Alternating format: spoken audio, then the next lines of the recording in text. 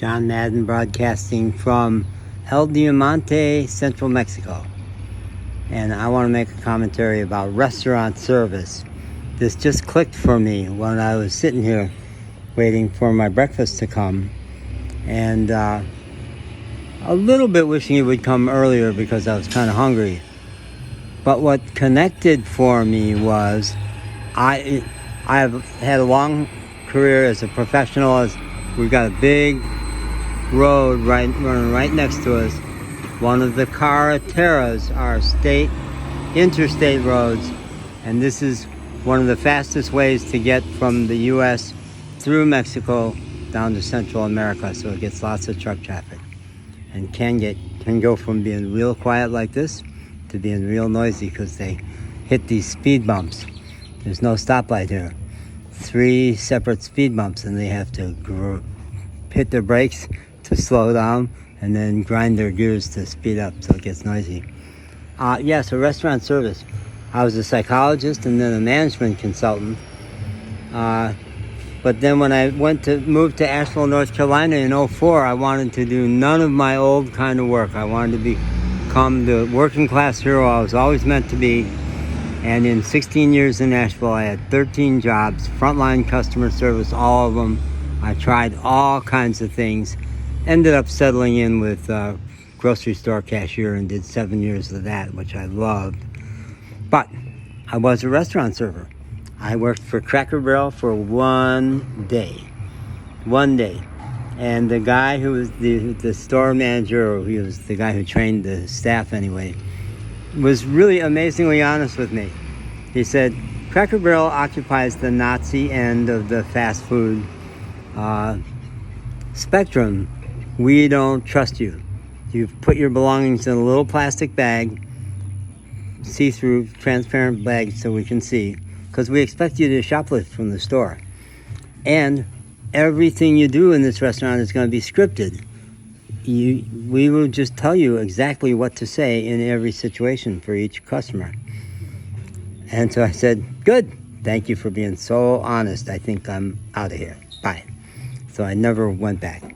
And just a few days later, I interviewed at a place called Trips. Oh, good, it came back to me. This is many years. TRIPPS, no longer there. I don't know the chain even exists anymore. It was a chain throughout the Southeast, about 13, the low end of fine dining. And the really lovely guy who trained staff there said, well, I'm going to take a chance with you. You have no history of restaurant server, but you're good with people, obviously, and I want to give you a try.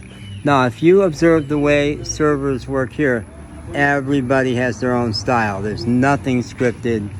All we care about is that you keep people happy. So I loved working there for all of about 6 weeks, and then I blew my shoulder out from lifting stuff up to the rack. It was an old shoulder injury, blew out, and I had to get surgery, and did not go back. It was a ball. I had a blast working there. The staff were happy there. They really had fun there. But I was the infamous Mr. Two Tables. Yeah, the infamous Mr. Two Tables, because I really am not good at multitasking. Every time I interviewed for a job, I'd claim I was, but I'm not. Got noisy again. And so 2 tables, I could charm their pants off. 3 tables, I'd start to dissolve and forget to bring their dessert or their entree, or, Finally, my last day there, whoever was the manager at the time said, hey, you want to try one more table? And I said, let's go for it. And I kicked ass. It was great. It was a good way to end. But at 2 tables, you could not make any money on tips. Part of the reason they didn't mind taking a risk with me was because they were paying me $2.11 an hour. No skin off their nose as long as they don't screw up. So they didn't care if I wasn't making tips. That was my problem.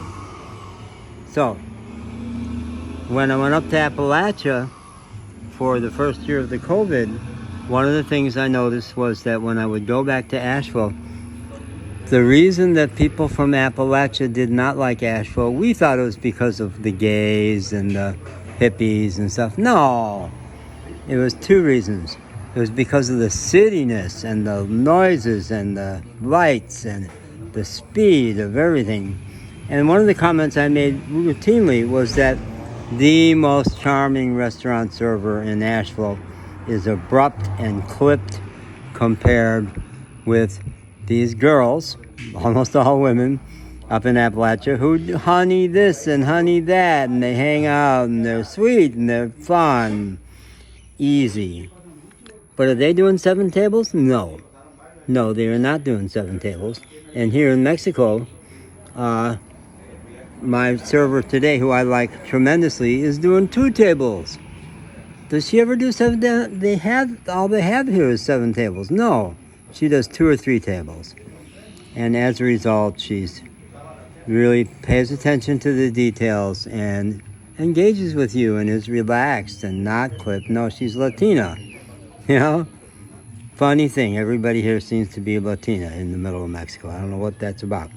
And Latino people have got customer service down to an art. I saw that in the Rio Grande Valley where I was for 9 months, Little Mexico, 91% Latino.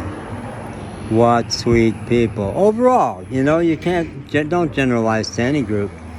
And every Latino person I say how much I love Latino people, they always say, not all of us, not all of us.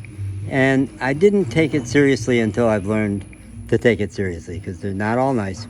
But it's a tendency, and I taught diversity for many years, and I know about data-based generalizations, a tendency of a group to behave a certain ways. It's backed up by data. It's real stuff. If you assume that every individual is going to fit that tendency, then you get in trouble and you stereotype and stuff.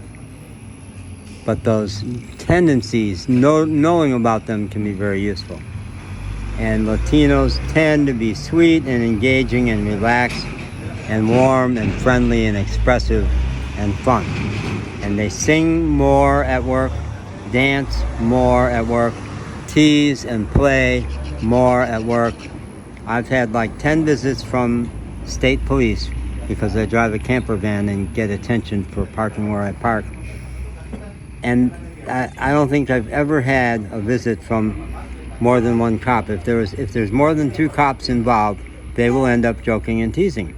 And some of it is lighthearted teasing of the gringo. Really not mean, but just lighthearted. Like, oh God, this guy doesn't have a clue. But they're fun. They can't resist being fun. So, yeah, do we want restaurant servers to have 7 tables in order to pay their bills? It's no wonder that there's been a huge exodus of people from restaurants since the COVID, when they realized I'm spilling my lifeblood almost, working hard for the money, so hard for it, honey. You know what I'm saying? Yeah. No, pay people what they're worth. And tip. Boy, did I learn about tipping. You've got to screw up to not get a 20% tip from me. And if you screw up, if you don't care, if you're obviously not into it, yeah, you'll get a 10% tip from me. And nothing. Or let me talk to your manager, please. Yeah. But somebody who's doing a good job, pay them what they're worth. All right. Bye.